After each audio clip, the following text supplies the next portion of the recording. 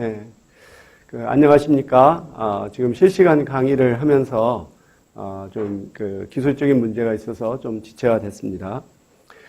지난 시간에는 우리가 아시아 태평양 지역 이주의 역사와 또 특징들에 대해서 살펴보았는데, 잠깐 핵심적인 내용을 좀 정리를 해보려고 합니다.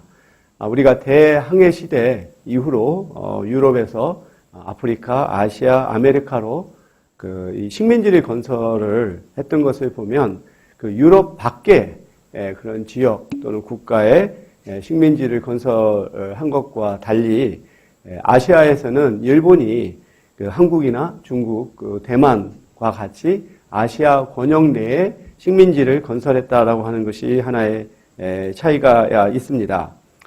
그러면서 아시아에서의 이주는 아시아 지역 내의 이주라고 우리가 볼 수가 있죠. 일본인이 식민지를 건설하기 위해서 한국이나 중국이나 대만으로 진출한 것과 함께 또한 한국인, 대만인이 또 일본으로 이주 노동 또는 강제 노동으로 이렇게 진입한 것, 그러한 특징이 이제 다르다고 볼 수가 있는 거죠.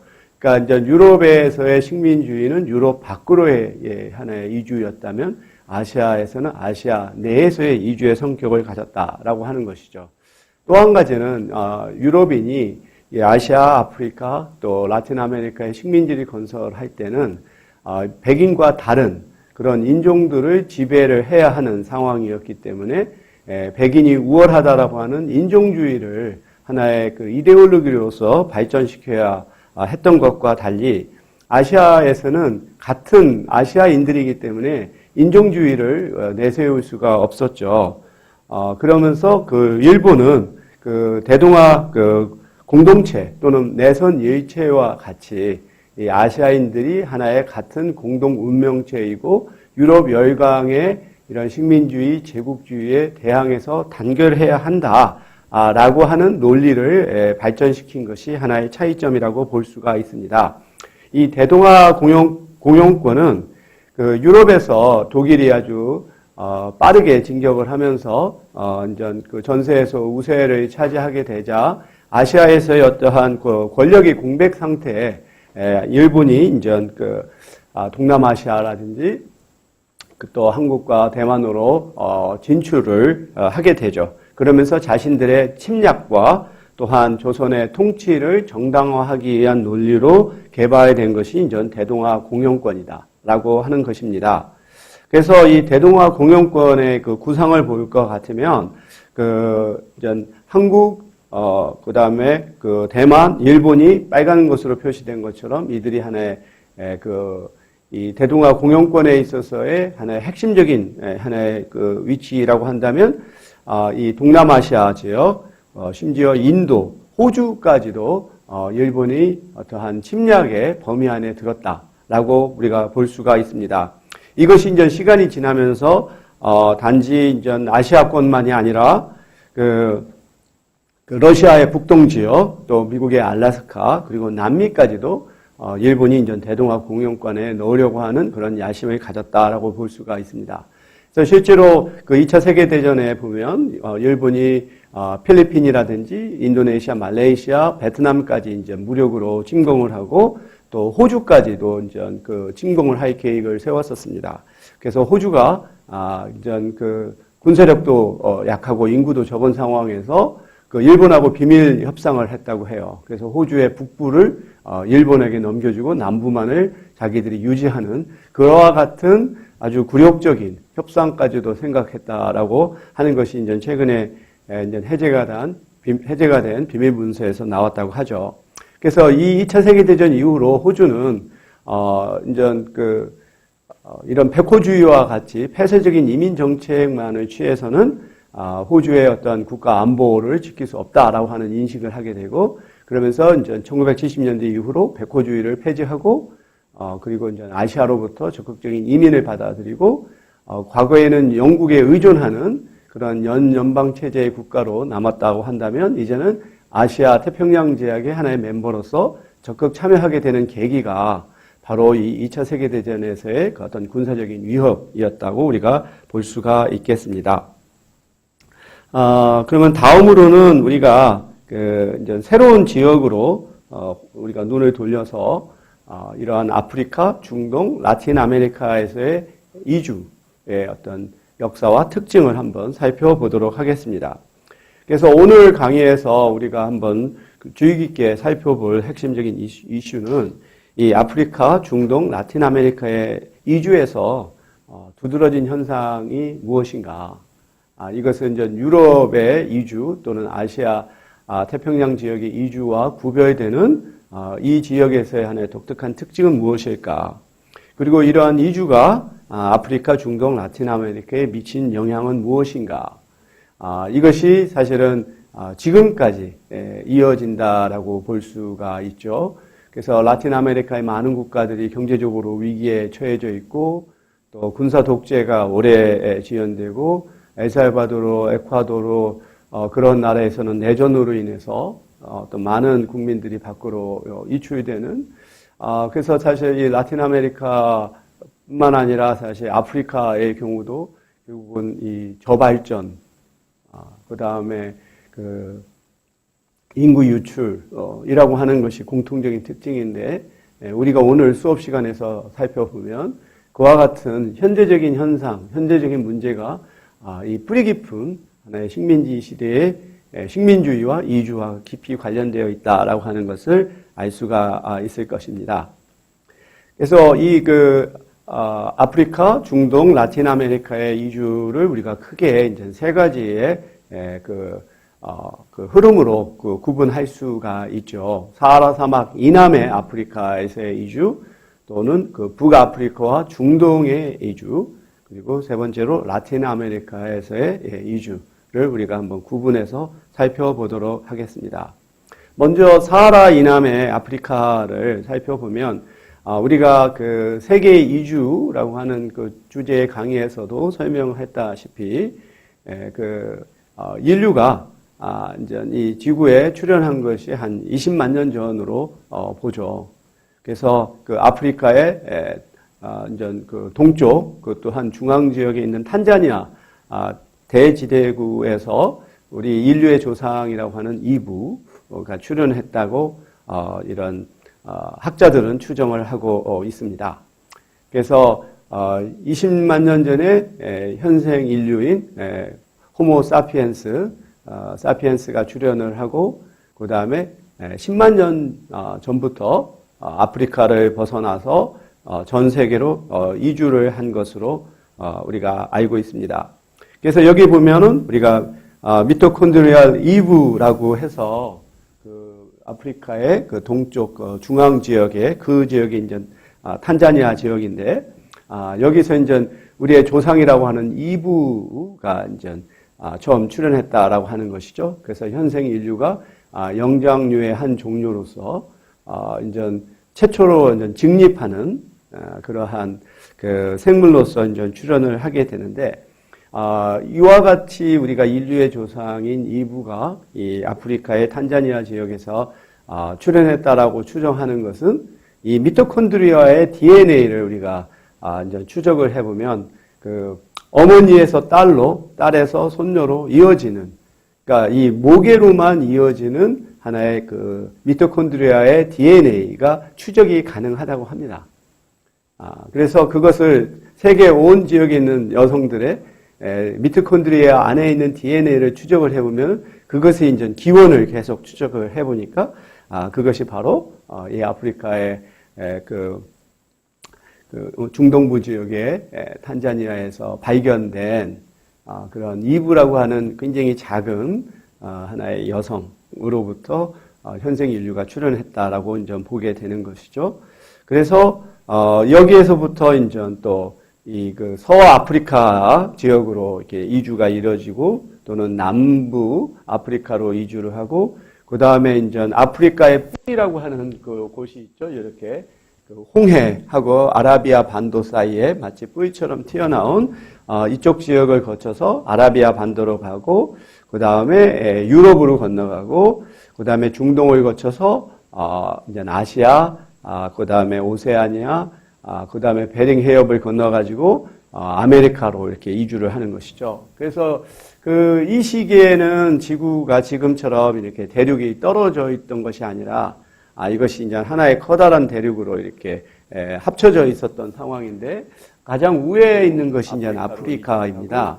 아프리카로부터 이제 이 대륙이 이제 연결되어 있으니까, 결국은 이렇게 중동을 거쳐서 유럽으로 간다든지, 그리고 또는 이 오른쪽에 있는 것이 이제 아메리카잖아요. 그 아메리카로 이렇게 연결돼서 이주를 하는 이러한 과정들을 우리가 살펴볼 수가 있습니다. 그래서 이 당시에 20만 년 전에 인류가 아프리카 대륙에 출현했을 때 당시에 아프리카의 기후라든가 생태계는 지금과는 상당히 다르죠. 그러니까 아프리카의 이제 북동 지역에서 중간 지역을 가로지르는 것이 사하라 사막인데, 지금은 사막이지만 그 당시만 하더라도 이적이 이제 초원지대여서 이제 그러한 풀이 자라고 작물이 자라고 또 동식물들이 이렇게 아주 번성했던 그러한 지역이었었죠. 그렇지만 이제 기후 변화로 인해서 이 아프리카에 있는 그러한 부족들은 결국은 마치 수렵 채취와 같은 생활을 해야 되고, 또 가축들을 기르기 위해서는 목축지로 계속해서 이동을 해야 되는 그러한 생활을 했습니다. 그래서 이 아프리카 지역에서의 기후 변화로 인해 가지고 가축을 우리가 이동하게 되면서 인류가 이주를 하게 되는 것인데, 그러한 이주족에서 가장 큰 영향을 미친 집단이 반투족이라고 해요. 그래서 이 반투족이 지금의 이제 나이지리아, 카메룬, 나이지리아 하면은 이제 아프리카의 중앙 부분에, 아래 부분에 해당되는 것이죠. 나이지리아는 지금도 아프리카에서, 인구도 그렇고 경제력에 있어서, 1위라고 할까요? 하여튼간 가장 큰 경제 대국입니다. 근데 이전 시기에서도, 이 지역이 이제 아프리카의 어떠한 발전에 있어서, 문명에 있어서 중요한 역할을 하게 되죠. 이 지역을 이제 반투족이 떠나 이제 아프리카의 남부 지역으로 이제 이주하는 이러한 것이 이 시기에 하나의 역사적인 이주에 있어서 중요한 흐름이라고 볼 수가 있고요. 사실 아프리카에서의 어떤 문명 또는 이주뿐만 아니라 어떤 문명의 발전에 관련해서는 기록이 남아 있지가 않아서 상당히 이제 연구하기가 어렵다고 합니다. 다른 중동 메소포타미아라든지 또는 아시아, 우리 중국의 어떤 황하 문명이라든지 이런 경우에서는 이제 문자가 있어서 기록이 남아 있기 때문에 우리가 역사의 발전을 추적할 수 있지만, 이 아프리카에서는 문자로 남겨진 것이 없어서 우리가 이제 기록을 찾아보기가 상당히 어렵고, 또한 이주와 관련해서도 우리가 어떤 역사를, 특히 이전의 시대의 역사를 우리가 살펴보기 어려운데, 이제 점차 이제 이 아프리카 안에서도 이러한 무역과 이주가 상당히 활발했었다라고 하는 그런 기록들이 나오게 되죠. 대표적인 것이 이제 사하라 종단 무역이라고 하는 것인데요. 지금의 이제 사하라 사막 지역에서 서쪽에 있는 아프리카, 지금 가나, 그 당시는 가나 왕국이라고 해서 상당히 아주 번창했던 그런 왕국이었는데, 이 가나에서의 생산되는 금과 그 다음에 북아프리카 지역의 소금을 교류하는 그러한 무역이 4세기 때부터 시작을 했고, 이것이 이제 8세기부터 17세기까지 상당히 부흥한 것으로 이제 역사적 여부에 의해서 이게 밝혀지고 있습니다. 이 사막을 횡단해야 되기 때문에 이쪽에 사막의 배라고 부를 수 있는 낙타가 이 등에다가 이러한 이 짐을 잔뜩 짓고 아주 험난한 여정을 통해서 이 양쪽 지역을 이렇게 이동하면서 교역이 이루어졌죠. 이 서아프리카에서는 이 금이 많이 발견이 됩니다. 그래서 이제 여기서는 주로 금이 이제 어떠한 그 금광으로 들어가서 캐내는 것이 아니라 이 강에 마치 사금이라고 하죠. 이러한 금을 담고 있는 이러한 원석들을 강변에서 이제 채취하고 그것을 이제 가려내서 만들고 그래서 금이 상당히 많이 생산되는 지역인데 문제는 뭐냐면 여기서는 소금이 생산되질 않아요. 그러니까 날씨가 굉장히 덥기 때문에 사람들이 반려를 해야 되고 그만큼 소금이 방출이 되는데 그것을 보충할 수 있는 소금이 없는 거죠. 근데 이 소금은 어디서 가져오냐면 북아프리카에서의 일종의 그 우리가 암염이라고 부르죠. 암염. 그러니까 거기가 과거에는 바다였던 것이 이제 융기를 하면서 그 지역 자체가 마치 소금밭과 같이 돼서 거기서는 이제 이런 곡괭이 같은 것으로 이제 암석을 소금 암석을 이제 캐서 그걸 이만한 네모만한 크기로 잘라내고 그것을 낙타에다가 싣고 이렇게 교육을 한 것이죠. 아직도 이러한 그 전통적인 방식이 이루어지고 있습니다. 이런 것을 통해서 우리가 이 루트를 볼 것 같으면 이 서아프리카에서 이집트와 같은 그러한 아프리카 내에서만 이게 된 것이 아니라 이것이 이제 북쪽으로 올라가서 지금의 알제리, 모로코, 튀니지와 같은 그 지역으로 가서 그것이 이제 유럽으로까지도 이렇게 금이 수출이 되는 이러한 무역을 알게 되는 거죠. 그래서 주된 교역 상품은 금과 소금이었지만 밀이라든지 올리브, 철제 무기, 낙타, 이슬람과 기독교도 이 교역로를 통해서 이게 전파가 되는 것이죠.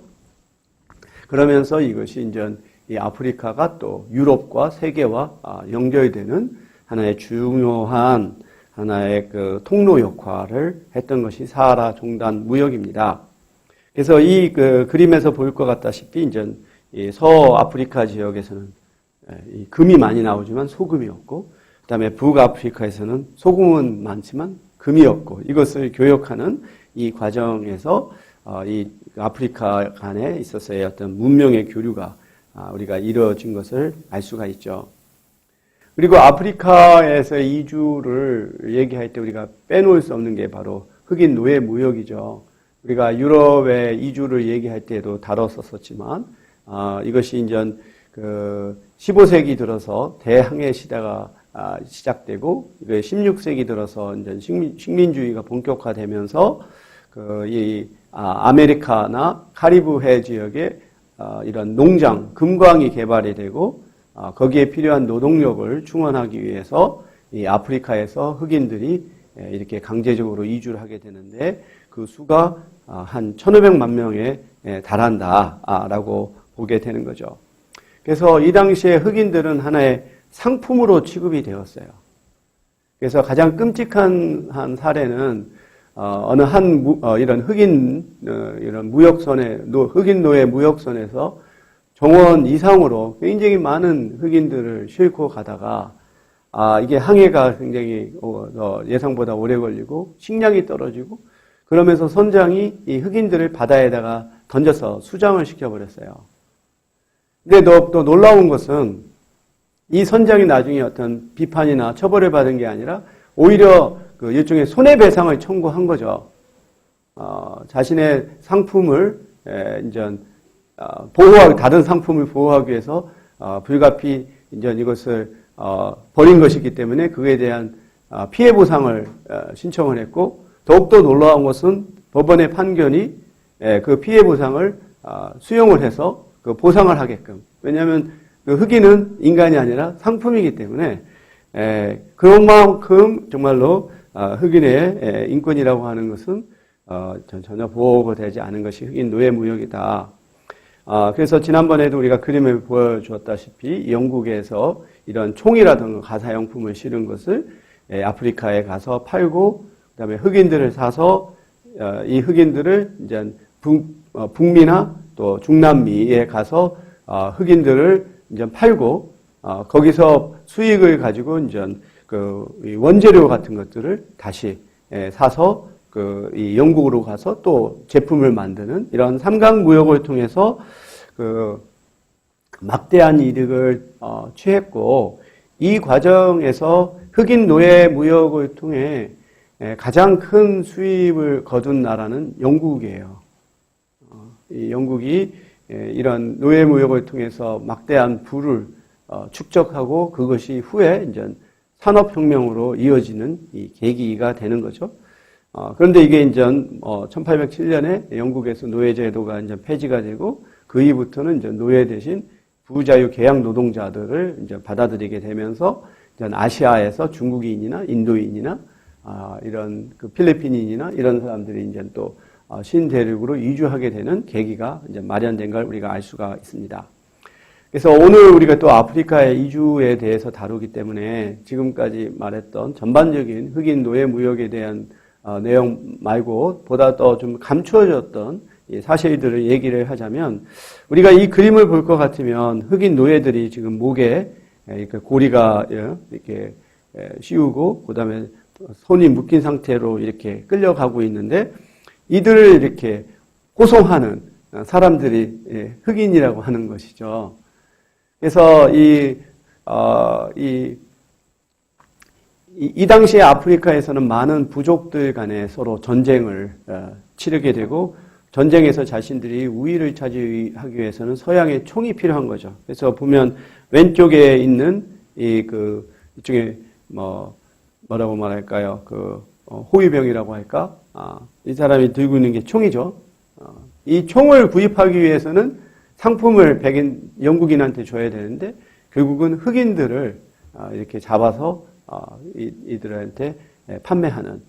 그래서 이렇게 처음에는 전쟁을 통해서 포획한 포로들을 이렇게 이제 팔았는데, 그 수가 모자라게 되다 보니까 아프리카의 내륙으로까지 들어가서 강제로 흑인들을 이렇게 체포를 해가지고 판매하는.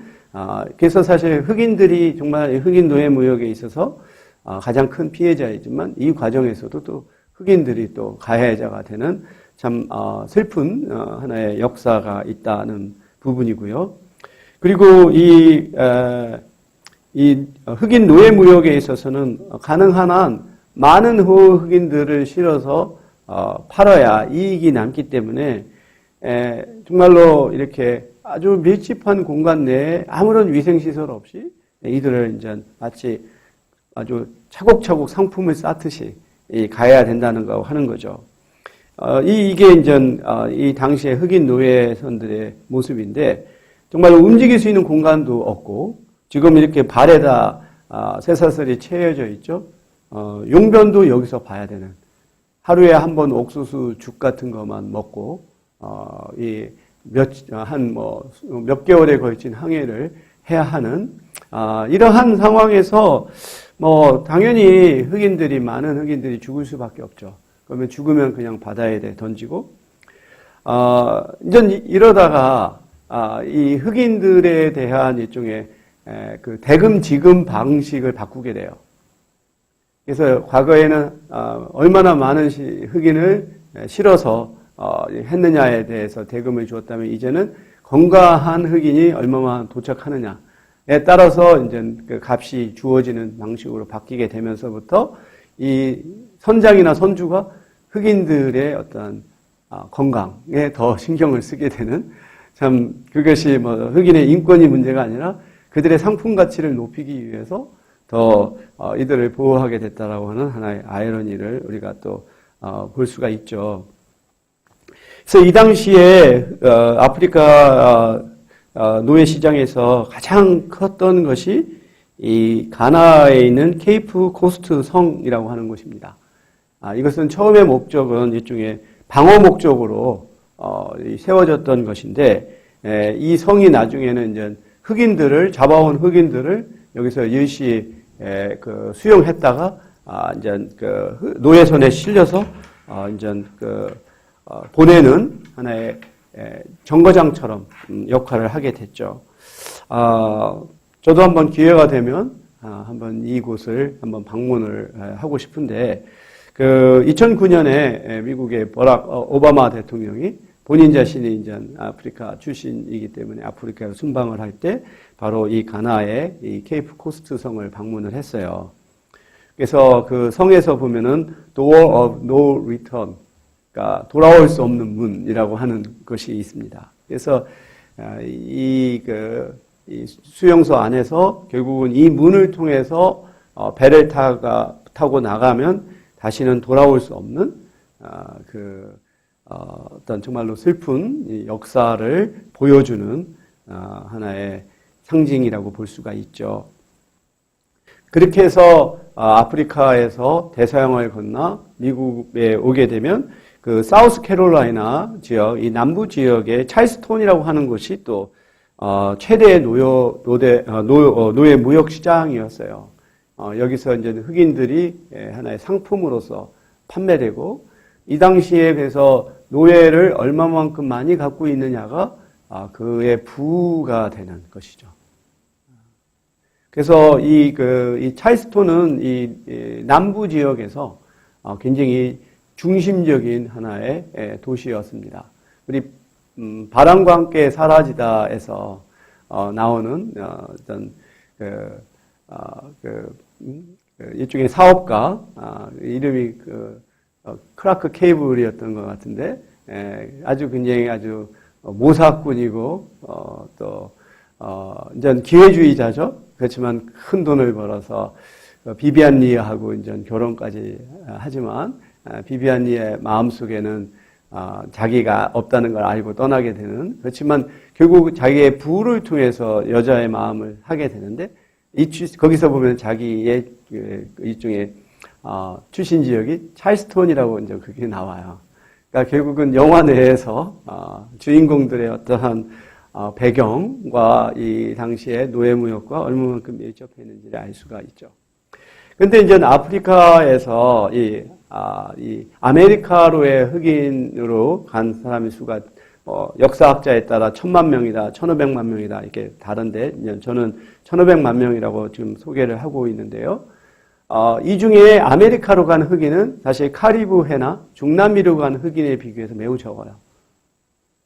제가 지난 시간에 KBS 명작 다큐멘터리 바다의 제국을 한번 여러분이 보시라고 소개를 했는데, 그 다큐멘터리에 따르면 이 아프리카에서 아메리카로 가는 흑인 노예의 3%만이 이 북미에 정착한 것으로 알려져 있습니다. 나머지는 다 카리브해와 또 남미 쪽으로 갔다는 걸 알 수가 있죠. 그리고 또 앞서 우리가 영국이 이런 흑인 노예 무역을 통해서 가장 큰 경제적인 이득을 얻었다고 얘기했는데, 또한 이 과정에서 유대인들이 또 흑인 노예 무역에 있어서의 최대 수혜자라고 이렇게 나오고 있습니다. 그걸 우리가 어떻게 알 수 있냐면, 이 노예선의 이름들을 볼 것 같으면, 그리고 이 노예선의 주인들, 이렇게 대표적으로 보면 레비라고 하는 말이 많이 나오죠. 라스트 네임에. 그다음에 아브라함스, 등등. 그리고 이들의 에스니스티를 보면 유대인이죠. 그러니까 상당히 또 아이러니한 거예요. 그래서 유대인들이 어떻게 보면 디아스포라 과정에서 또 가장 또 박해를 받았던 사람들인데, 흑인 노예 무역에서 또 아주 깊이 관련되어 있었다라고 하는 것이 아이러니고, 그래서 이 노예 제도를 폐지할 때 가장 강력하게 반대했던 집단 중에 하나가 또 유대인으로 알려져 있습니다. 그래서 우리가 지금 아프리카에서의 이주를 살펴보면 그것에 식민적인 근원이 있다라고 하는 것을 알 수가 있죠. 결국은 16세기부터 시작됐던 식민주의가 이 아프리카의 여러 부족들을 아무런 근거 없이 여러 국가로 이렇게 분할을 하고, 그리고 그 경우에 따라서는 한 국가 내에 여러 과거에는 관련 없었던 부족들이 같이 거주하거나, 또는 한 부족이 여러 개의 국가로 분할이 되거나 하는 이런 상황이 되죠. 그래서 기본적으로 식민주의라고 하는 것은 식민국가로부터 원재료를 가져가고, 또는 자연 광물을 가져가고, 그것을 그 종주국에서 생산해서 어떤 완제품을 만들어서 다시 식민국가에다가 파는 이런 그 불균형적인 경제이기 때문에 식민주의는 결국은 피폐해 줄 수밖에 없고 종속될 수밖에 없는 거죠. 또 이 과정에서 외부로부터 또 이민자가 유입이 돼요. 그래서 대표적으로 우리가 인도인들이 또 영국의 지배하에서 아프리카로 많이 또 이민을 가잖아요. 이들이 이러한 현지의 부족들과 식민 지배자들의 중간에서 일종의 또 중간자 소수 역할을 또 하게 되는 거죠. 그래서 결국은 이 식민주의는 아프리카를 경제적으로 어떤 자립 경제, 그 나라의 하나의 발전을 위해서 경제가 형성되는 것이 아니라 종주국의 어떠한 모든 자원들이 유출되는 방식으로 이 경제가 형성이 되기 때문에 결국은 저발전의 상태에 머무를 수밖에 없고, 이러한 상황에서 경제적인 저발전은 또 정치적인 저발전으로 이어지게 돼요. 그러니까 소수의 사람들이 일종의 매판 자본주의와 마찬가지로 식민 지배자들과 결탁을 해서 어떤 자기들의 자원을 유출하는 것에 대한 대가와 정치 권력을 보장을 받고, 이 소수의 독재자들이 이제 지배를 하는 이러한 과정에서 민주주의라고 하는 것은 발전을 할 수가 없고, 또 이러한 과정에서 어떤 고등교육과 같은 하나의 교육이 발전할 수가 없는 거죠. 그래서 우리가 이 선진국가와 또 이 저발전 국가를 우리가 가로지르는 여러 가지 요인들이 있는데, 거기서 굉장히 중요한 요인 중에 하나는 일종의 중상층의 형성이에요.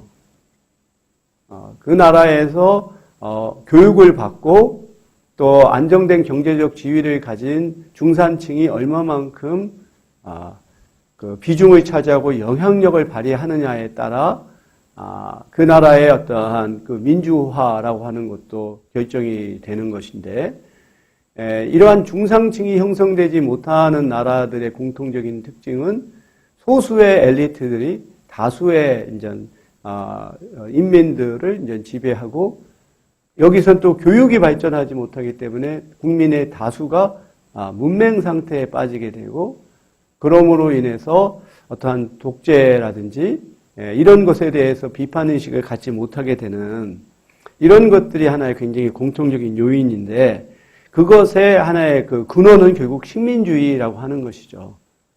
식민주의가 결국은 다수의 인민들을 식민 지배자나 또는 그 나라의 소수의 엘리트들이 지배하게 하고, 경제 발전이 자국의 어떤 자생적인 경제 발전이 아닌 종주국의 발전을 위한 희생적인 체제로 이어지게 되고, 그 과정에서 어떤 교육의 발전 또는 근대적인 사고의 발전이 이루어지지 못하는 이러한 하나의 결과를 낳게 됩니다. 그래서 2차 세계대전 이후로 아프리카의 국가들이 많이 독립한 이후에 그 나라에서 발생했었던 많은 내전들, 독재, 이런 것들로 인해 가지고 결국은 이들은 이주를 하게 되는데, 이주의 패턴이 이제 종주국으로 향하게 된다는 것이었었죠. 그래서 콩고는 벨기에가 지배했었기 때문에 벨기에로 간다든가, 세네갈은 이제 프랑스, 나이지리아는 영국으로 가는 이러한 양상이 나타나게 됩니다. 그리고 이제 또 한편에서는 이 남아프리카 공화국이 백인들에 의해서, 소수의 백인들에 의해서 이제 다수의 흑인들이 지배해 왔고, 그걸 일종의 이제 그런 차별적인 아파세이드라고 하는 이런 흑백 간의 분리 정책이 굉장히 오랫동안 지배해 왔었어요. 그러다가 알다시피 우리가 맨델라가 이제 남아프리카 공화국의 대통령이 되면서 이제 이 백인들이 상당히 위협을 느끼고 이런 대탈출이 이루어졌던 그러한 시기가 있었습니다. 그래서 이 아프리카에서 이렇게 지금도 계속해서 이 유럽으로 또 다른 지역으로 이주하게 되는 그 가장 그 직접적인 원인 중에 하나가 이제 내전이죠. 모잠비크, 앙골라, 짐바브웨, 예? 나이지리아, 시에라리온, 코트디부아르 뭐 등등.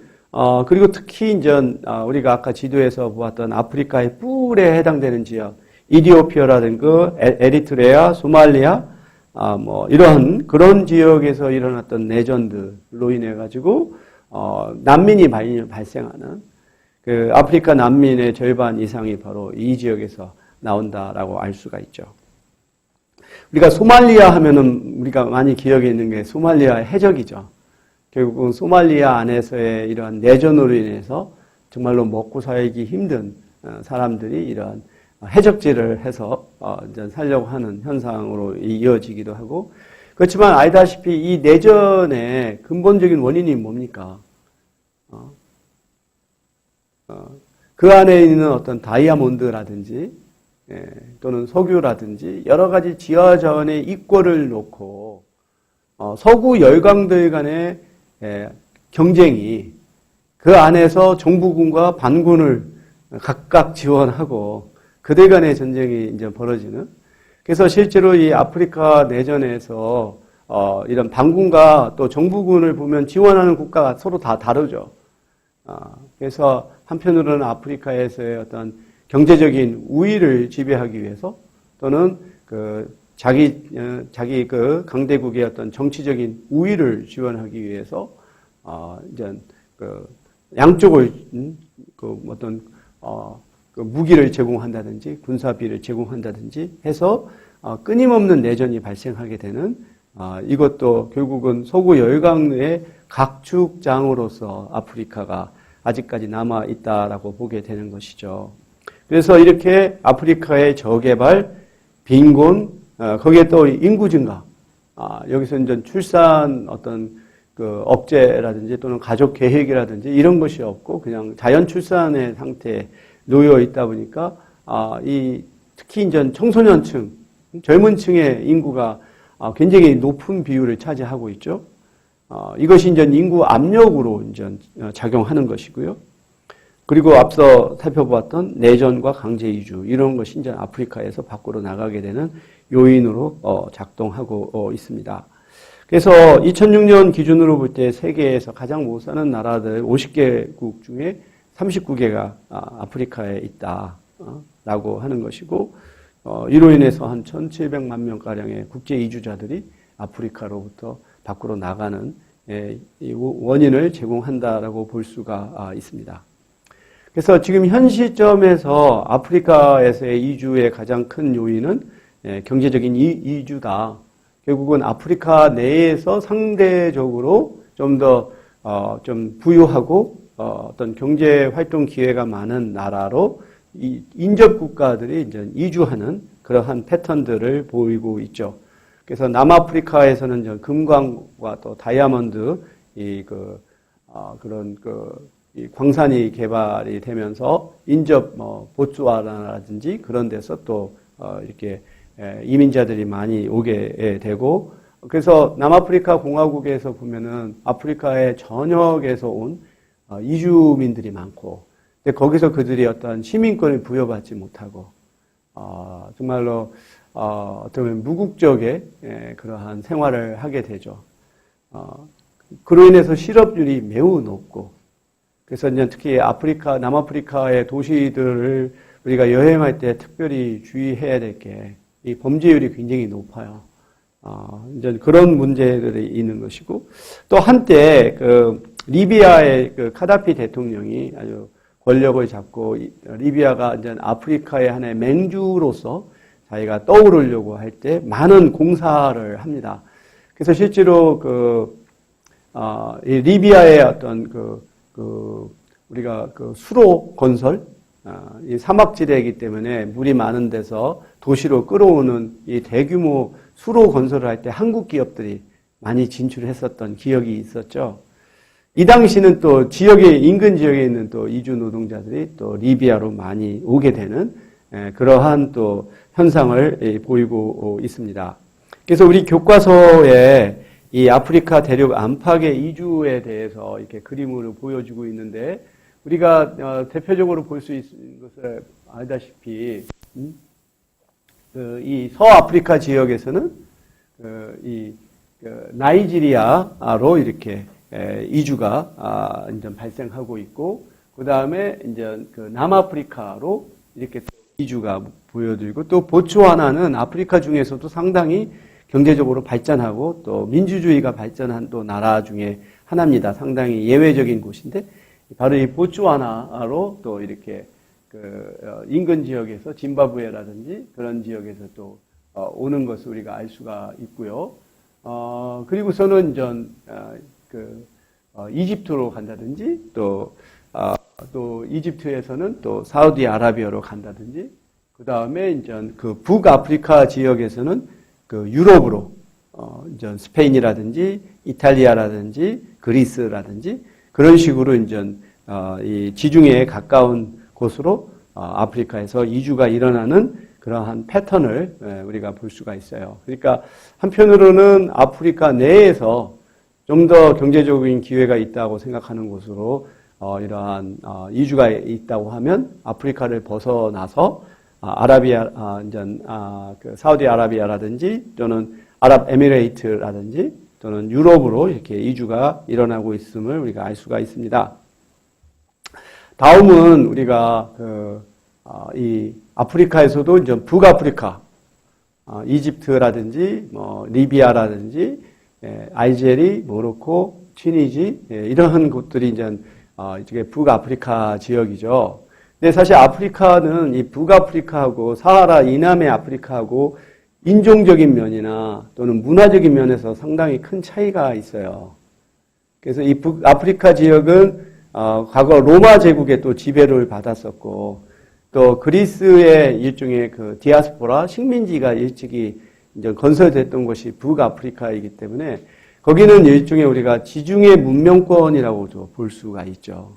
그러니까 사하라 이남이 이제 일종의 아프리카의 문명권이라고 한다면, 북아프리카 지역은 지리적인 면에서도 그렇고 문화적인 면에서도 그렇고 경제적인 면에서도 그렇고 하나의 지중해 하나의 문명권 안에 일찍이 이렇게 편입됐었던 그러한 지역들입니다. 그래서 이곳의 역사도 다르고 이주도 다를 수가 있죠.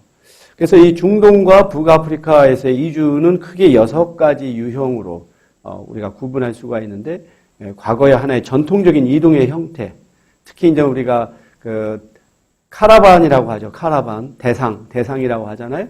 낙타를 통해서 이렇게 교역하는 이런, 또는 우리가 메카에 순례를 하기 위해서 가는 이런 전통적인 이동 형태가 있었고, 두 번째로는 중동과 북아프리카 내에서 정착을 목적으로 하는 이주가 있고, 그 다음에 앞서 우리가 그림에서 본 것처럼 북아프리카에서 세계 다른 지역으로 이렇게 나아가는 이주가 있고, 그 다음에 그 영내에서 하는 노동 이주, 또는 난민 시리아라든지 보면 레바논이라든지 이라크 등지에서 발생한 전쟁, 내전 이런 것들로 인해서 발생한 난민 이주, 그리고 이제 여기를 경유해서 다른 지역으로 가는 크게 6가지 유형으로 살펴볼 수가 있는데요.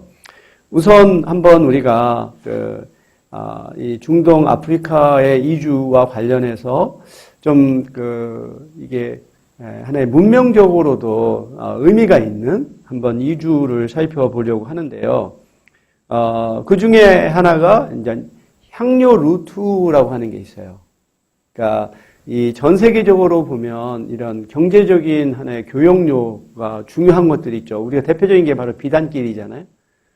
비단길 그거의 그만큼 비중은 크지 않아도 역사적으로 상당히 오래됐고 의미가 있는 것이 바로 향료 루트입니다. 그래서 향료하면 대체로 보면 유향이라든지 모략이라든지 이런 것들, 주로 이제 우리가 제사를 지낼 때 그 향을 피워서 이제 그 예배를 보기 위해서 쓰거나, 또는 이 유향이나 모략이 이제 또 의약품으로도 쓰였고, 지금도 유향 같은 경우는 화장품으로 많이 쓰여요. 피부 같은 걸 재생시키고 하는. 그래서 유향이라고 하는 것은 일종의 감람나무의 일종인데, 이 사막에서 자라는 나무에 상처를 내면 거기서 마치 고무, 흰 그런 고무 액과 같은 것이 나오는데 이게 동글동글동글하게 돼요. 그래서 이름이 그래서 유향이라고 붙인 거거든요. 이게 그 상처를 내서 생겨난 이런 물질을 이제 모아가지고 만든 것이 이제 유향인데 바로 이렇게 밑에서 보면 아라비아의 남쪽 지역에서 대상들이 낙타에 싣고 이제 가자 지역, 지금 이스라엘의 가자 지역을 통해서 유럽으로 이렇게 나가는 이것이 이제 상당히 중요한 하나의 무역의 형태였는데 이 당시 이스라엘의 네게부 사막에 거주하던 나바테아인들이 이 기원전 7세기부터 서기 2세기까지 이 향료 무역을 통해서 번영을 이루는 그런 것을 이제 볼 수가 있습니다. 성경에서 보면 예수가 탄생했을 때 하늘에서 이제 별이 계속 이동해서 예수가 탄생한 예루살렘의 오두막 나국간에 딱 멈춘 게 이제 나오죠. 그때 이제 이 하늘의 별을 관찰하던 동방박사 세 사람이 그 별을 찾아서 왔다가 결국 멈춘 곳에 보니까 아이가 출생했고 이 아이가 이제 하나님의 자녀라고 이제 생각해서 황금과 유향과 모략을 선물하죠. 그래서 보면 왜 황금은 우리가 그렇잖아요. 뭐 다 귀한 거라고 생각하니까 되겠지만 왜 유향과 모략을 선물했을까? 그 당시는 몰랐는데 바로 우리 이만큼 이 당시에 유향과 모략이 굉장히 중요한 하나의 상품이었었다라고 하는 걸 우리가 이제 알 수가 있습니다. 두 번째, 중동 또 북아프리카를 연결했었던 사실 비단길 못지않게 중요한 무역이 바로 향신료 무역이에요. 이것은 전 중국이라든지 또는 자바, 말레이시아, 인도네시아, 그다음에 인도 등지에서 생산됐던 향신료들, 시나몬이라고 하죠 우리가 계피, 또는 생강, 울금, 나중에는 이 대항해 시대 때는 블랙페퍼, 후추, 이런 것들이 결국은 아시아, 동북아프리카, 중동, 유럽을 연결시키는 중요한 일종의 교량 역할을 하게 되죠. 처음에는 아랍의 상인들이 대상 무역을 통해서 이 아시아로부터 가져온 향신료를 베네치아 상인들을 통해서 판매를 했고 베네치아 상인들이 이걸 유럽에 판매해서 엄청난 부를 누리게 됩니다. 그래서 이 당시에 베네치아 공화국은 군사력, 경제력 면에서 가장 뛰어났던 나라, 하나의 공화국이었어요. 그러던 것이 이 1453년에 오스만 제국이 비잔틴 제국, 동로마의 비잔틴 제국의 수도인 콘스탄티노플을 이제 함락을 하죠. 그래서 딱 이 오스만 제국이 이 중동 지역, 아프리카 지역을 딱 지배하면서부터 엄청나게 비싼 세금을 물리게 되는 거예요. 이 대상 무역에. 이제 그러면서 결국은 새로운 루트를 찾아서 향신료를 찾아서 이동하게 된 것이 결국은 아프리카를 돌아서 인도에 가게 되는 이 바스코타 가마에 의해서 처음으로 이렇게 인도에 가는 항로가 개발이 되면서 바로 이런 향신료 무역이 이제 바다를 통해서 이루어지게 되고 콜럼버스는 그걸 자기는 반대쪽으로 가면 갈 수 있다는 생각으로 간 것이 이제 이 아메리카 대륙에 도착하게 되고 이것이 이제 대항해 시대를 열게 된 건데 바로 대항해 시대를 열게 된 출발점이 바로 향신료죠. 그리고 왜 향신료가 그렇게 정말로 중요했을까? 이 당시에는 뭐 고기라든지 음식을 저장할 수 있는 기술이 마땅치 않았어요. 지금처럼 냉장고가 있는 것도 아니고 그렇기 때문에 이제 이런 식품들이 쉬이 상할 수가 있고, 두 번째로는 어떤 그런 고기라든지 음식의 맛을 낼 수 있는 이런 향신료가 매우 중요한데, 유럽에서는 이런 것들이 생산이 되지 않아서 결국은 그 아시아로부터 이걸 수입할 수밖에 없었었는데, 이것이 굉장히 어려운 것이지만 엄청난 부를 가져다 줄 정도로 이 당시에 향신료의 가치는 금과 버금갈 정도로 굉장히 높았다고 합니다. 그래서 결국은 어떤 이 재화에 대한 인간의 탐욕, 재화에 대한 인간의 탐욕이 결국은 이 대항해 시대를 열게 됐고, 그러면서 더 많은 부를 축적하려고 하고, 이게 개인만이 아니라 국가가 거기에 참여해서 일종의 부국을 취하는 정책으로 이러한 항해를 지원하고, 그러면서 열강들 간의 전쟁이 벌어지게 되고, 또 이 군사력을 갖춘 유럽의 국가가 결국 식민지를 또 무력으로 지배하는, 아편 전쟁을 일으켜서 중국을 이렇게 억지로 무역을 하게 한다든지, 인도를 지배한다든지 하는 이러한 모든 출발점이 결국은 이러한 재화에 대한 인간의 탐욕이 이런 것을 가져왔다 라고 볼 수가 있는 것이죠. 그래서 어떻게 보면은 돈에 대한 인간의 어떤 탐욕이라고 하는 것은 가장 강력해서 목숨까지도 우리가 담보할 그런 위험을 택하게 하는 거라고 볼 수가 있죠. 근데 반면 우리가 중국의 14세기에 있었던 그 정화의 대원정은 이 경제적인 목적이 아니었었죠. 정치적인 목적이었기 때문에. 그리고서 이제 영락제가 죽고 난 이후는 이제 바다로부터 중국이 철수하게 되죠. 그러면서 이 공백이 된 상태를 서구 열강 국가들이 이제 지배하게 되는. 그래서 결국은 바다를 바라보는 이 동양과 서양의 서로 다른 시각, 이것이 결국은 세계사의 주역을 바꾸게 된 가장 결정적인 원인이라고 볼 수 있어요. 중국은 이 바다를 기회의 땅으로 보지 않은 것이죠.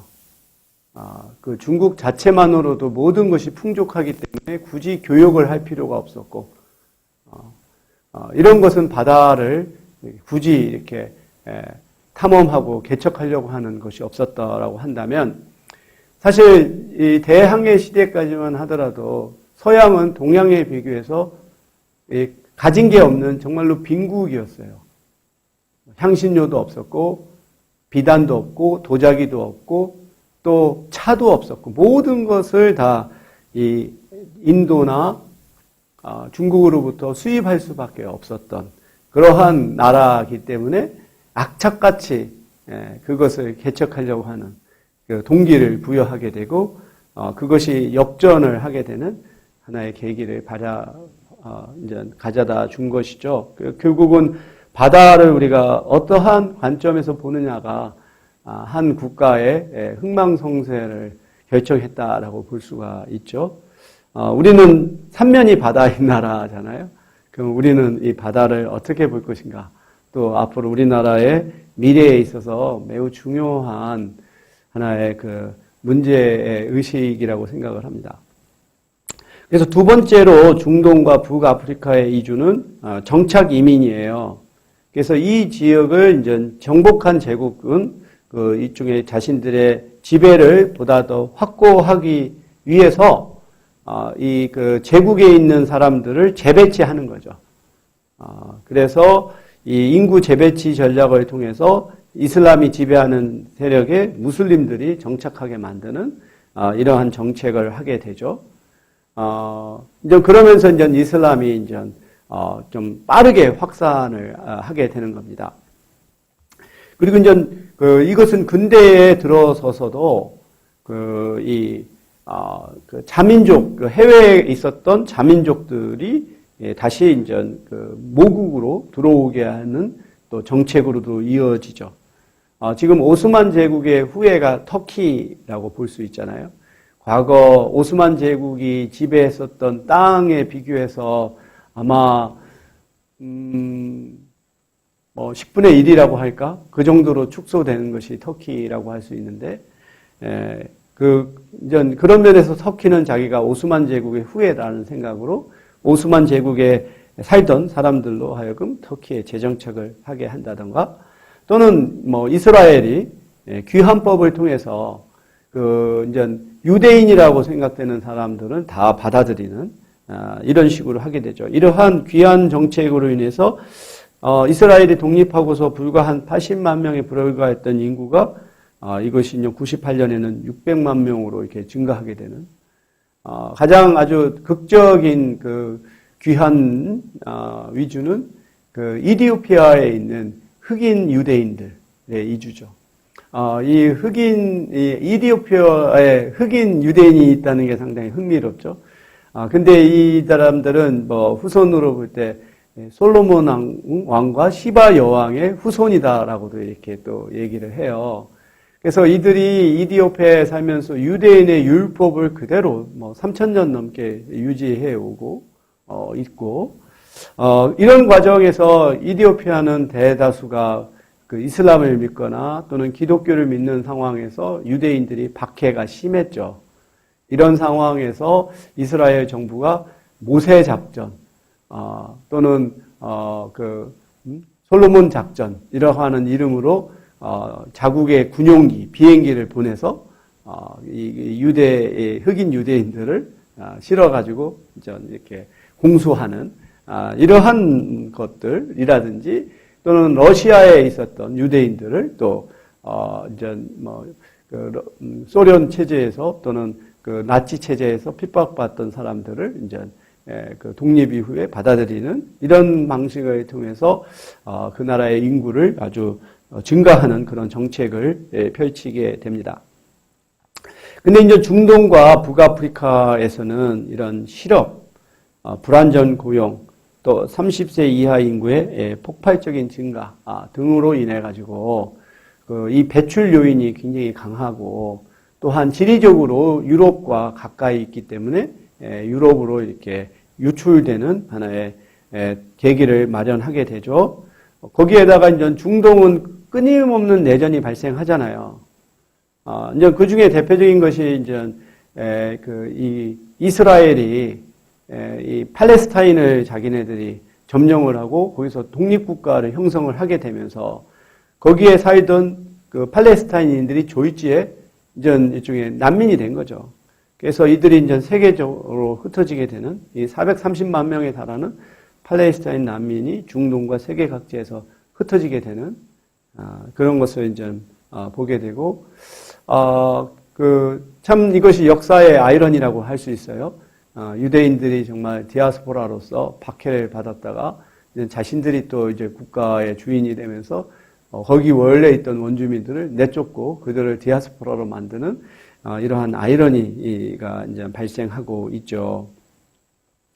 그 다음에 이라크에서 후세인이 이제 쿠웨이트를 침공을 하고 그걸 저지하기 위해서 이제 걸프 전쟁이 발생하고 이제 그러면서 또 이제 경제적으로 핍박이 이루어지고 그 다음에 또 한 가지가 이제 쿠르드족들, 이 쿠르드족들이 이제 이 박해를 받게 되고 이런 것들로 인해서 또 이라크의 난민들이 또 이제 전 세계적으로 나아가게 되는, 이제 거기에다가 또 시리아, 레바논 등등 이 안에서 일어난 또 내전들이 또 많은 국민들을 인접 국가인 터키라든지 그러한 또는 뭐 그리스라든지 이런 식으로 이제 이렇게 배출하게 되는 요인을 마련하게 됩니다. 이러한 난민들이 이제 유럽에 정착하게 되면서 이들은 유럽 국가 내에서 많은 또 사회 문제, 정치적 문제를 유발을 하게 돼요.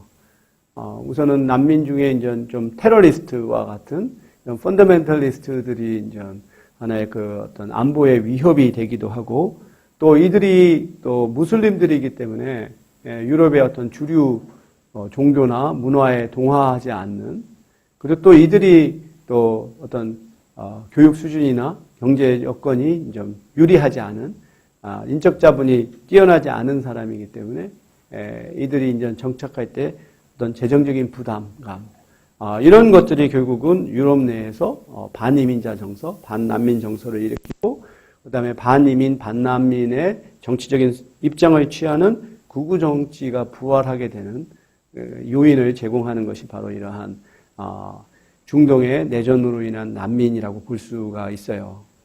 그래서 이러한 요인으로 인해 가지고 이들이 알제리, 모로코, 튀니지, 모리타니를 경유해서 이제 유럽으로 이제 가게 되죠. 근데 이 과정에서 상당히 아주 이 지중해를 건너가야 되는데 이 과정이 다 비밀리에 이제 마치 암거래 하듯이 이루어지는 거죠.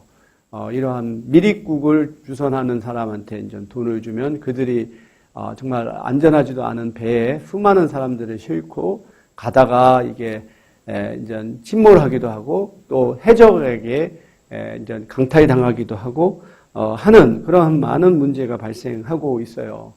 그러다 보니까 이게 정말 유럽에 있는 국가들은 아주 진퇴양난에 빠지죠. 이들을 받아들이자니 자국 내에서의 비판 세력이 강하고 안 받아들이자니 또 인권에 문제가 있고, 그래서 이제 취하는 방법은 이 유럽의 국가들이 이제 아프리카 국가들의 어떤 경제 원조를 통해서 그 나라가 스스로 좀 통제를 하라. 이제 미립국 하는 것을 억제한다든지, 그리고 또 이런 북아프리카 공화국에서 합법적으로 노동 이주의 쿼터를 보장해주는 대가로 이러한 불법 입국을 억제하라는 이러한 정책을 취하고 있습니다. 우리가 한때 AP 프레스, 우리가 AP라고 하는 연합뉴스에서 이 시리아 난민이 이제 실었던 배가 이제 침몰해서 이 아이가 이렇게 해변가에 이제 쓰러져 있는 이 모습을 이제 담은 사진이 있었죠. 그래서 이 사진으로 인해서 이제 유럽 내에서 이제 일시적으로 자성의 그러한 목소리가 들면서 이제 시리아 난민들을 받아들였지만 그것도 또 오래 가지 못했던 이러한 사진의 한 컷이 세계적인 여론을 또 이렇게 바꿨던 그런 경험도 있습니다. 우리 교과서에서 보면 이렇게 중동, 북아프리카 안팎의 이주에 대해서 이렇게 좀 다루고 있어요. 그러니까 여기서 볼 수 있는 것 중에 한 가지 커다란 흐름은 이 아프리카에서 이 사우디아라비아, 예멘 또는 아랍에미레이트, 쿠웨이트로 이렇게 하나의 이주의 흐름이 있다는 걸 알 수가 있죠. 아무래도 이 사우디아라비아라든가 아랍에미리트에서는 산유국으로서 부유하고 또 그 어떤 대규모 어떤 건설 프로젝트가 많이 이루어지고 있기 때문에 거의 노동자들이 이제 필요로 하죠. 이 중에서 가장 그 대표적인 나라가 아랍에미레이트예요. 두바이하고 아부다비라고 하는 그 도시들로 유명한 곳인데 우리가 보면 세계에서 제일 높은 빌딩 그게 칼리프 그 이름이 뭐더라? 그 세계에서 가장 큰 부지 칼리파라고 하는 세계에서 가장 높은 그 건물이 있죠. 그 안에 들어가 보면 뭐 엄청나게 큰 쇼핑몰들이 있고 세계 최첨단의 모든 그 어떤 건축 기술, 디자인이 다 지금 결집되고 있는 게 바로 아랍에미레이트라고 할 수 있어요.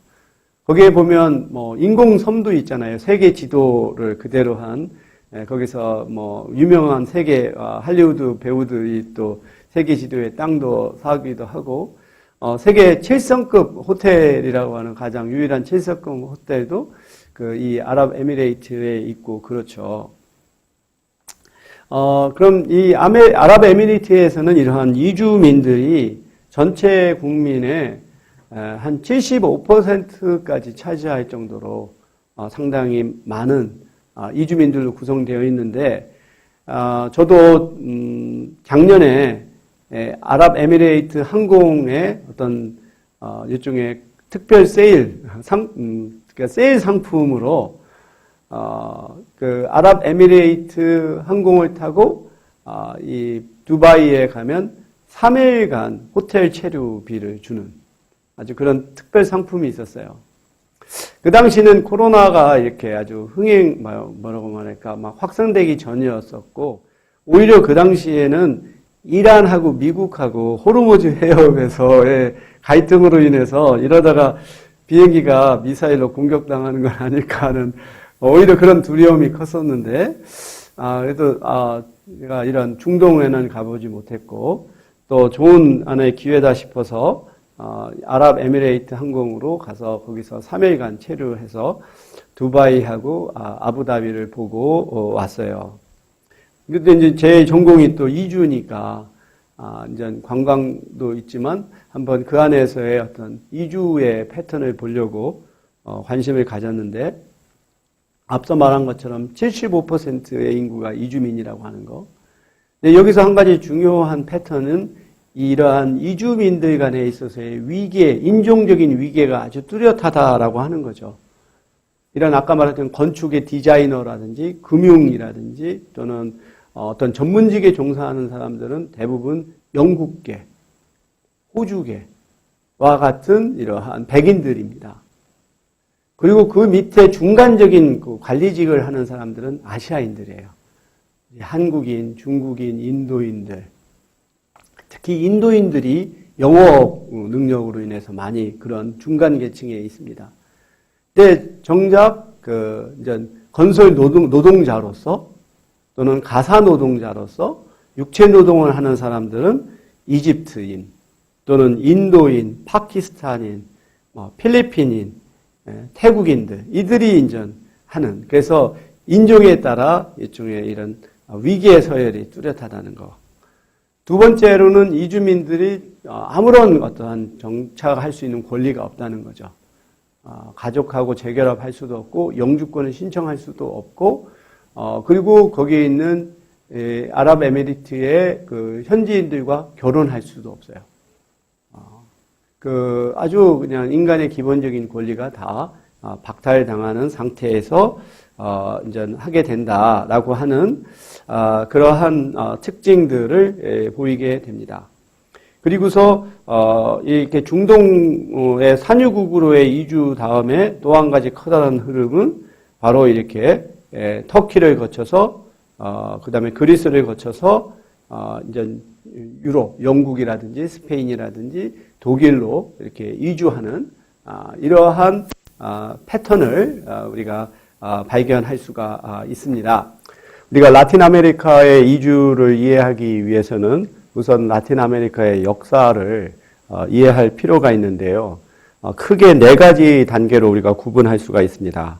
1492년 크리스토퍼 콜럼버스가 라틴 아메리카에 상륙하기 이전 이 단계죠. 이 당시에 그 중앙아메리카에는 아즈텍과 마야 문명이 있었고, 남아메리카에서는 잉카 문명이 있었습니다. 그러다가 이제 이 크리스토퍼 콜럼버스 이후로 또 이 잉카 문명과 또 아즈텍 문명이 이 스페인의 정복자들에 의해서 멸망하고서 스페인과 또 포르투갈에 의한 식민 지배가 시작을 합니다. 그러다가 19세기에 라틴 아메리카의 국가들이 스페인 또 포르투갈로부터 독립을 하고 2차 세계대전 이후 현대까지의 네 단계로 우리가 나눠볼 수가 있습니다. 오늘 강의는 카를로스 푸엔테스라고 하는 학자가 쓴 라틴 아메리카의 역사라고 하는 책에 기초하고 있습니다. 우선 첫 번째 단계로서 이 정복 이전에 라틴 아메리카에는 이 현재의 멕시코 지역에 아즈텍 제국이 있었고, 그리고 또 멕시코, 과테말라, 온두라스 지역에 마야 문명이 자리 잡고 있었습니다. 그리고 이제 남아메리카에 현재 그 콜롬비아, 에콰도르, 페루, 칠레, 볼리비아, 아르헨티나가 이렇게 겹치는 지역에 잉카 제국이 자리 잡고 있었죠. 그러다가 이제 이 역사가 새롭게 전개가 되는 것이 1492년에 콜럼버스가 이 지금 현재 카리브해 지역에 도착을 하게 되면서 그 유럽인들이 이제 진출하게 되는 계기를 마련을 하게 되죠. 그러면 이제 콜럼버스가 우리가 이렇게 그 아메리카를 발견하게 된 그러한 계기는 앞서 말했던 것처럼 이 향신료 무역을 이제 그 이루기 위해서 유럽의 많은 국가들이 부단한 노력을 했죠. 이러한 대항해 시대를 열어간 것은 이제 포르투갈이었다라고 하는 것은 우리가 일찍이 잘 알고 있고요. 그런데 이제 이 인도에 도착하는 이러한 항해 루트를 아프리카의 남단 지역을 지나서 이렇게 가는 그 루트가 처음이 개발이 되었는데 그게 상당히 또 시간이 오래 걸리고 또 위험한 그러한 루트이다 보니까 이 콜럼버스는 지구는 둥글다라고 하는 그 학설을 믿고 반대로 가면 인도에 도착할 거다라고 생각을 하게 됐죠. 우리는 그러한 것이 이제 그 아메리카에 도착하게 된 이유라고 설명하지만 보다 더 근본적인 것을 우리가 이해할 필요가 있습니다. 이 당시 그 스페인은 이슬람의 이 종교를 믿는 그러한 제국에 의해서 이베리아 반도가 지배되고 있었어요. 그 무어인이라고 하는 이런 아랍계 사람들이 이 이베리아 반도를 수백 년 동안 지배를 하고 있었는데 기독교를 믿는 스페인의 인들이 결국은 이 무력 항쟁을 통해서 이것을 이제 일종의 제국을 다시 통일을 하는 그걸 이제 레콘키스타라고 이렇게 부릅니다. 이쪽에 국토 회복 운동이죠. 이 레콘키스타 전쟁을 벌여서 결국은 남부에 있었던 그라나다를 이제 점령을 하고 그래서 이제 아랍의 그러한 지배로부터 벗어나게 되는데 당시에 그 스페인에서는 이 자국의 어떠한 그 병사만 가지고는 이 전쟁을 치를 수가 없어서 유럽 각지로부터 용병을 받아들입니다. 그래서 이 용병들이 이 레콘키스타에 참여해서 전쟁을 벌이게 되고 그런데 이제 1492년 1월에 이 전쟁에서 승리하고 나서도 이 용병들이 자국으로 귀환을 하지 않는 거예요. 그러니까 이 사람들은 어떻게 보면 돈벌이를 위해서 온 사람들이고 다 젊고 또 전쟁 경험이 풍부한 사람들이 자국 내에 계속 있다라고 하는 것은 상당히 정치적으로 불안한 세력이 되죠. 이러한 맥락 속에서 결국은 해외로 이들을 내보내서 그 국내에 있는 어떠한 그 군사적인 위협으로부터 벗어나고 또 해외의 식민지를 개척하려고 하는 의도가 맞아 떨어져 가면서 결국은 콜럼버스의 항해가 시작이 되는 거죠. 원래 콜럼버스는 스페인 사람이 아니고 이탈리아의 그 제노바 출신의 탐험가인데 처음에는 포르투갈의 왕을 찾아가서 자기가 이 대항해를 하겠다라고 했더니 거절을 당해요. 왜냐하면 포르투갈은 어렵게 이 희망봉을 거쳐서 인도에 이제 도달하는 이 항로를 개발을 해서 그쪽에 주력하고 있다 보니까 그 검증되지 않은 이러한 대서양 횡단을 통한 이런 아메리카로 가겠다라고 하는 것은 이제 허용하지 않았죠. 그래서 결국은 스페인의 이사벨 여왕에 찾아가서 자기가 가서 나중에 황금을 찾아서 황금으로 보상하겠다라고 하는 약속을 받고 가게 되죠. 근데 이제 콜럼버스의 항해는 한 번으로 그친 게 아닙니다. 처음에 가서 그것이 그러한 자기는 인도라고 알았죠. 인도가 있다는 것을 확인한 후 다시 돌아가서 총 4차례에 걸쳐서 항해를 하게 돼요. 근데 이때 콜럼버스가 가져갔던 것이 결국은 사탕수수죠. 이 처음에 이러한 이 사탕에 대한 수요가 아주 폭발적으로 증가하면서 뭔가 좀 날씨가 따뜻한 그런 곳에서 재배하겠다라고 하는 의도로 처음에 사탕수수를 가져서 거기서 재배를 시작한 것이 나중에 이제 사탕수수 플랜테이션으로 이어지고 그게 흑인 노예 무역으로 이어지는 연결고리가 여기에서 시작이 됩니다. 그래서 콜럼버스는 사실 그 북미나 남미에 도착한 게 아니라 지금의 카리브해에 도착한 거죠. 여기에서 이제 바하마 제도나 쿠바, 도미니카 공화국, 아이티에 도착해서 거기서 이제 이 스페인의 어떤 식민 지배를 열어가는 그러한 역할을 수행을 했습니다.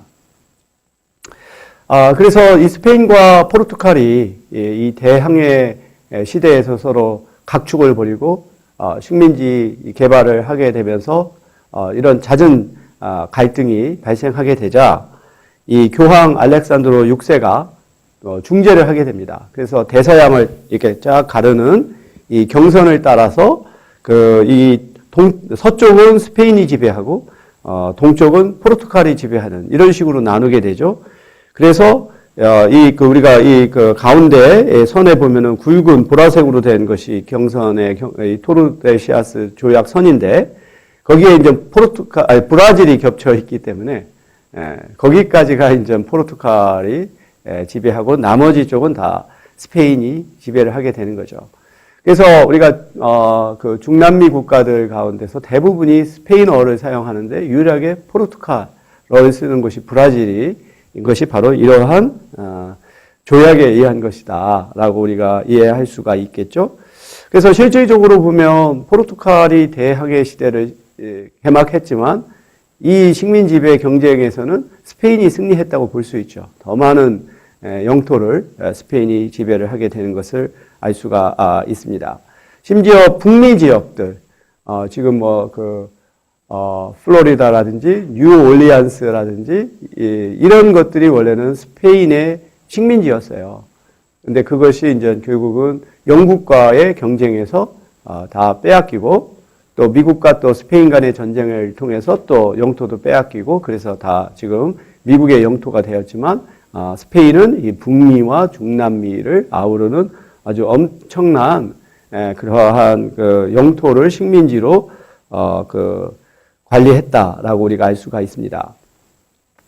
그래서 콜럼버스에 의해서 라틴 아메리카라고 하는 것이 존재한다는 것을 알게 되면서 그리고 앞서 말했던 것처럼 스페인에 있어서의 그 국토 회복 운동에서 참전했던 그런 용병들을 밖으로 내보내려고 하는 그리고 또 당시에 이러한 남미에는 엘도라도라고 하는 이 황금의 도시라고 하는 그런 신화 이런 것들이 결국은 스페인의 이러한 정복자들이 진출하고 결국은 아제텍을 정복하고 또 잉카 제국을 정복하는 그러한 계기를 마련하게 되죠.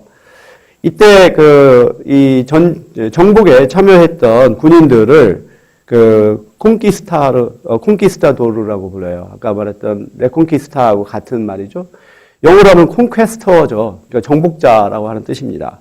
그래서 우리가 이 그림에서 보면 이들은 아주 이 철갑에, 투구에, 그 다음에 총에, 무엇보다도 이 말을 이렇게 타서, 하기 때문에 당시에 마야나, 잉카나, 아직텍의 그 문명에서는 어떠한 무기가 발달하지 않았어요.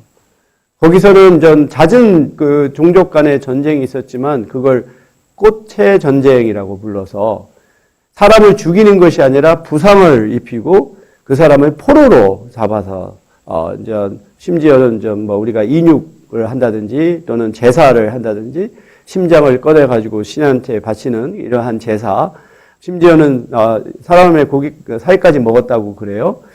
그런 식으로 거기서는 전쟁이 사람을 죽이는 것이 목적이 아니라 부상을 입히는 식으로 발전했기 때문에 이 콩키스타도르가 갖고 있는 이 무기와 이거는 대적할 수가 없는 거죠. 무엇보다도 신기했던 건 이 중남미에서는 말이 존재하지 않았어요. 그러다 보니까 이러한 이 군마 우회에 아주 완전 부정한 군인들이 막 손살같이 달렸을 때 엄청난 공포를 심어주는 거죠. 우리가 다이아몬드 교수의 총균쇠라고 하는 책이 있잖아요. 그래서 결국은 이 유럽인들이 갖고 있는 총, 그리고 이제 쇠, 이런 철기 무기, 거기 다음에 이제 천연두와 같은 이러한 전염병이 결국은 이 잉카 문명, 마야 문명을 멸망시키게 되는 정말로 적은 수가 많은 수를 이제 무력화시키는 거기에 또 한 가지는 이 중남미의 하나의 신화에서 보면 하얀 피부를 가진 신이 이제 도래한다라고 하는 그런 신화가 있어요. 마치 메시아 같이.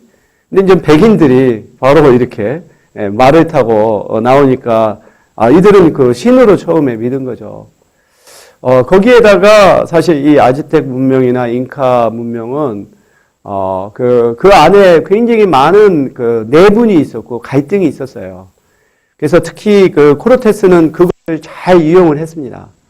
그래서 결국은 이 중남미의 그 원주민들 간에 있어서의 내분, 그리고 막강한 이러한 그 군사력, 그 다음에 전염병, 이런 것들로 인해서 아주 무기력하게 정복되었다라고 볼 수가 있어요.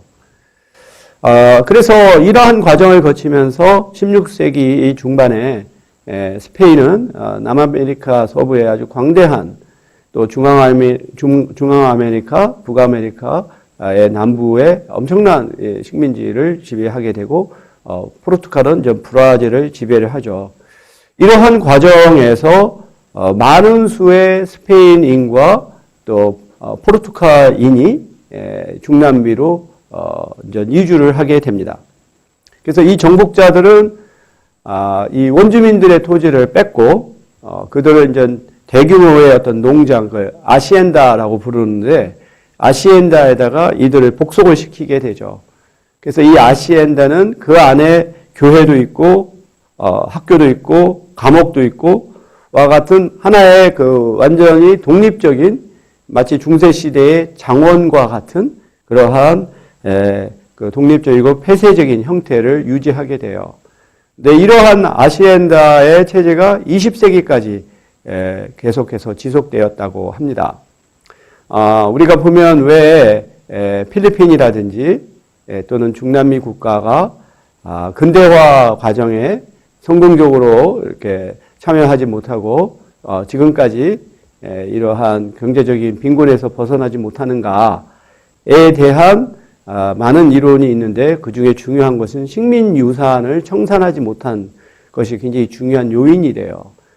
필리핀의 경우도 이 스페인 지배 시대 때 형성됐던 이런 아시엔다라고 하는, 그래서 지금도 필리핀에는 몇몇 그 가문이 필리핀의 경제의 대부분을 차지하고 있는 이 아르헨티나나 브라질의 경우도 대규모 농장주들이 엄청난 그러한 부유층, 기득권층을 형성하면서 결국은 이 불평등이라고 하는 것이 전혀 청산되지 못하는, 그러니까 식민지 시대의 그런 체제가 이 독립 이후에 이게 청산되지 못한 것이 지금까지의 하나의 빈곤, 저발전의 원인이라고 우리가 볼 수 있겠습니다.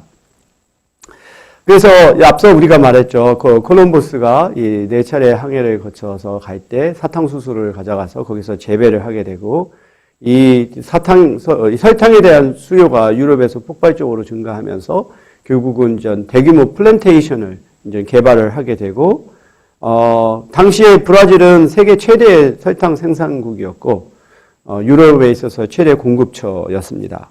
그래서 이러한 노동력을 충원하기 위해서 결국은 아프리카로부터 흑인 노예가 들어오게 되고, 이 당시의 흑인 노예의 수는 미국의 노예의 2배에 달할 만큼 가장 많은 수의 흑인을 브라질이 이제 갖게 된 거죠. 그것은 지금 현재 이제 브라질 내에서도 흑인이라든지 흑인과 또 백인 간의 어떠한 혼혈인들이 많은 수를 차지하게 되는 그러한 또 계기가 되죠. 반면 아르헨티나는 대부분이 그 국민이 그 백인입니다. 거기는 이탈리아 출신들이 다수를 차지하게 되는데, 거기는 전 이러한 사탕수수 재배가 아니라 일종의 이 소라든지와 같은 그러한 목축 산업을 하기 때문에 사탕수수 재배만큼 많은 노동력이 필요가 없죠. 그래서 흑인 노예를 받아들이지 않은 그것이 이제 결국은 두 국가에 있어서의 하나의 인종 구성에 있어서 큰 차이를 가져오는 하나의 원인이라고 볼 수 있습니다. 그러면서 이제 식민 지배가 본격화되면서 더 스페인과 포르투갈뿐만 아니라 더 그리스라든지 폴란드라든지 등의 그러한 동구 유럽의 유럽인들도 라틴 아메리카에 진출을 하게 됩니다. 그래서 1492년부터 1824년 기간에 186만 명의 스페인인이 라틴 아메리카로 이주를 하고 또 브라질에서도 이게 금광이 발견이 되면서 또한 18세기에 60만 명이 포르투갈인들이 이제 브라질로 이주를 하게 되죠. 그래서 우리가 이 통계에 볼 것 같으면 1820년부터 1930년 기간에 아르헨티나에 650만 명, 그 다음에 브라질에 430만 명 등등 이런 식으로 유럽인들이 대거 이주를 하게 됩니다. 그래서 특히 이제 스페인은 이 식민 지배를 통해서 엄청난 자원, 특히 은화, 볼리비아의 포토시라고 하는 은광이 있어요. 세계 최대의 은광인데 거기서 이제 은을 채취해서 그걸 이제 은화로 만들고 그걸 중국에 가서 이제 그런 상품을 사서 유럽에서 판매하는 이런 과정을 거치면서 아주 엄청난 부를 축적을 했죠. 그리고 또 스페인에 이제 세비야라고 하는 도시가 있는데 거기에 세비야 성당이 있는데요. 아마 그게 바티칸 성당 다음으로 큰 성당으로 알려져 있는데 그 내부가 완전히 이 남미에서 가져온 금으로 이렇게 칠해져 있을 만큼 화려한. 그래서 당시에 스페인은 정말로 우리가 무적함대라고 할 만큼 아주 엄청난 세력을 갖고 있었죠. 그리고 그것의 기반은 바로 식민지에서 가져온 이런 은이라든지 금이라든지 또는 어떠한 사탕수수의 수익을 통해서. 하지만 스페인은 이 많은 내전을 벌이게 돼요. 프랑스하고 또 네덜란드하고 어떤 종교적인 신념 때문에 그런 신교들 국가들과 또 내전을 벌이고 그러면서 탕진을 합니다. 그래서 스페인이 국가부도를 2번을 맞이해요. 이러한 맥락에서 결국은 자국 내에서의 심각한 경제적인 위기, 이것 때문에 새로운 기회를 찾아서 라틴 아메리카로 우리가 이주했다라고 볼 수가 있겠습니다. 이렇게 유럽인들의 이주가 라틴 아메리카에 미친 영향을 살펴보면 결국은 이들이 라틴 아메리카에서 상당한 인구를 차지하게 되는 계기를 마련하고요. 두 번째로는 이제 19세기까지 이제 아프리카 출신의 흑인 노예들이 유입이 되고요. 그 다음에 19세기 후반부터는 일본인들이 또 농업 노동자로 이주를 하게 됩니다.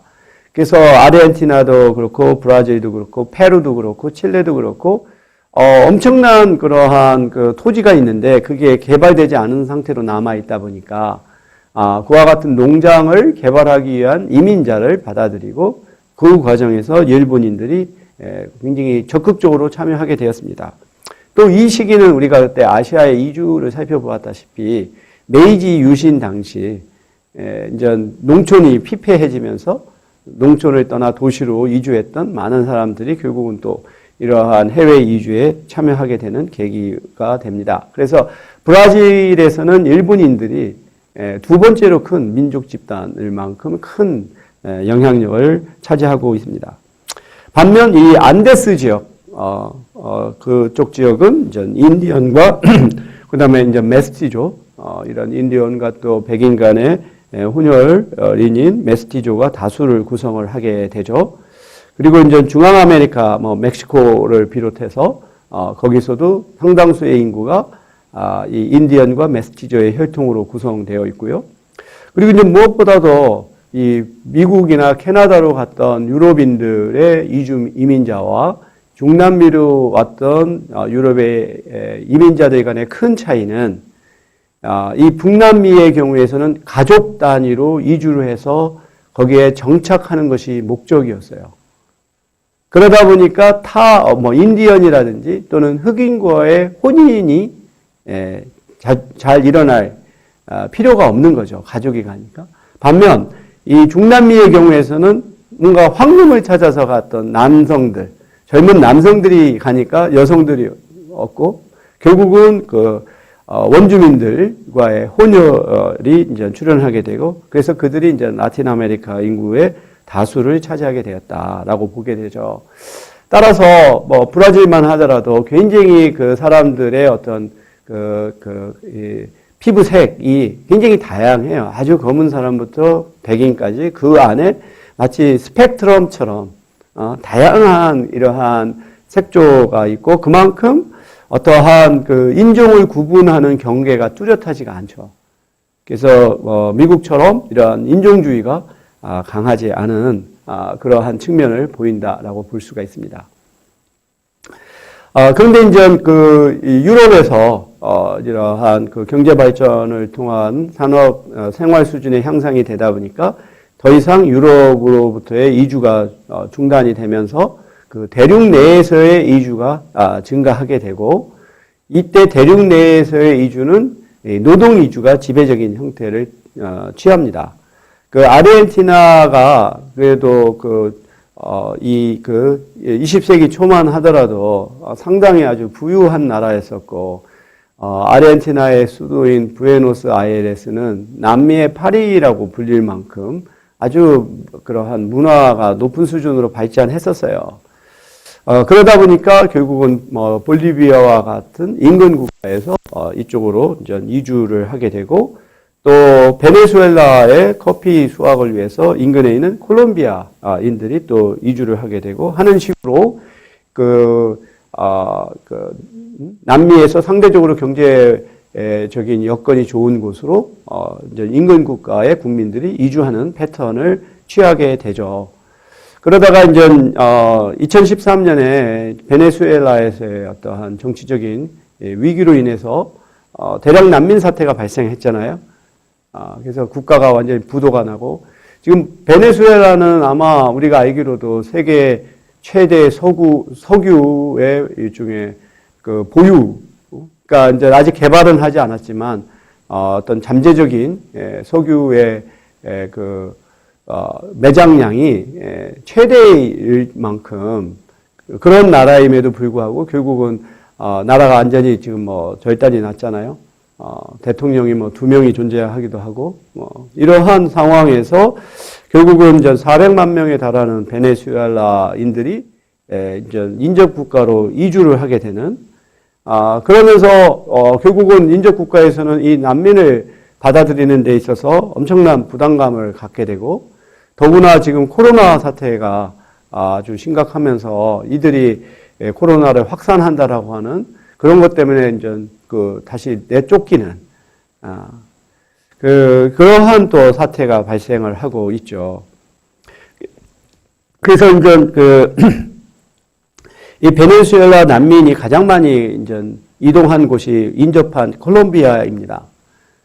그래서 지금 최근에 한 연구 논문에 따르면 이 콜롬비아에서 이 베네수엘라 난민에 대한 어떤 인식이 일종의 제노포비아, 외국인 혐오증이 이제 생겨났는가에 대해서 신문 기사 검색을 한 연구가 있는데 저희 그 박사과정 지도 학생하고 같이 우리가 연구한 그 바에 따르면 이 콜롬비아의 그 대표적인 유력 신문에서는 그 기본적인 논조가 그렇게 어떤 외국인 혐오증을 유발하기보다